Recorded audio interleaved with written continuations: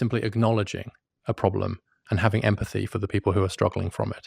And so whilst I could list a whole bunch of policy solutions, which I think would be part of the you'd have to say, and that's why I'm doing X. That's why I'm having a men's health strategy, and we're hiring male teachers, and we're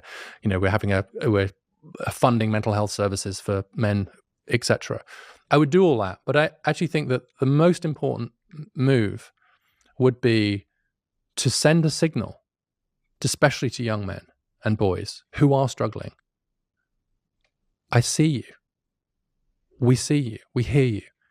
We've got you. We understand that you're struggling. We are not going back on the move for women and girls, but we are taking your problems seriously. And we're continuing to take the problems of women and girls seriously. Simply making them feel seen and heard and empathized with is a massive thing.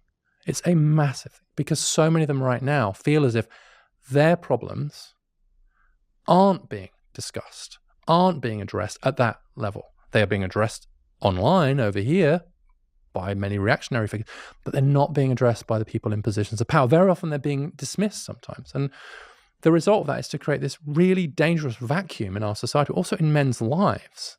Like if there are real problems and we neglect them and they don't feel it, they can become grievances. And that's a perfectly natural result of having real problems that are neglected. And so simply saying, we understand, it is a struggle right now. There are a lot of problems facing young men and we are on it. I can't tell you how powerful I think that would be because so many men feel right now as if their problems are sort of second order problems. They just don't count as much. They're not being addressed in the same way. Or if they are, it's turned back on them.